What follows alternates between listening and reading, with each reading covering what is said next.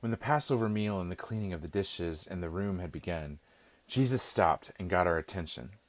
He was planning on going to Gethsemane, and we were all to join him. I took a breath and felt my resolve quicken. This was my time to act. In the hubbub of everyone's tidying up and preparing to leave, it was easy for me to slip out to the street unnoticed. Besides, everyone was still preoccupied with trying to understand the meaning of our Master's new words and Passover rituals. No one suspected that I was headed to the Sanhedrin to betray the Master.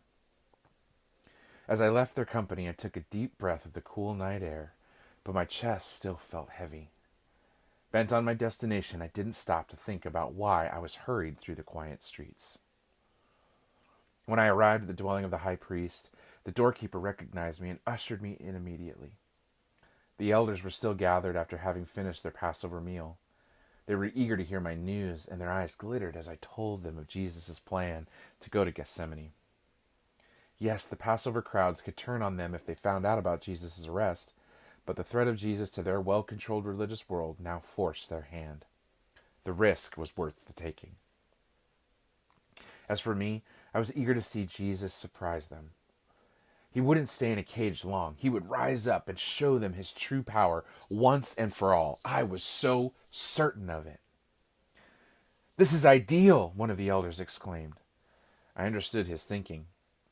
With the last of the Passover revealers certainly in bed, the timing would be perfect.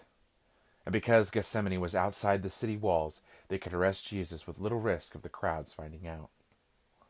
However, I knew just how devoted Jesus' disciples were to him. Peter, James, and John bore the powerful muscles of years of hauling heavy fish nets and fighting the outdoor elements. Several carried swords, and all of them were in their own way unpredictable and impulsive. I warned the elders to take no chances, to make sure their soldiers were ready for anything. No chances were to be taken. The Sanhedrin's guards came armed with swords and clubs, and if they were to scuffle with this band of untrained rebels, it would be suppressed quickly. The sleeping city would not hear it. As the guards gathered and armed themselves, I tried to reassure myself over and over that Jesus' plan included revealing his strong hand.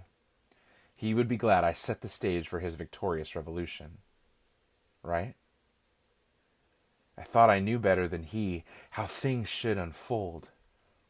In reality, I had no idea just how revolutionary he was. Looking back, I see how masterfully Jesus' plan had been in motion the whole time. He knew all along the religious leaders would react with fear and suspicion to his ministry, no matter how peaceful his message and kingdom were.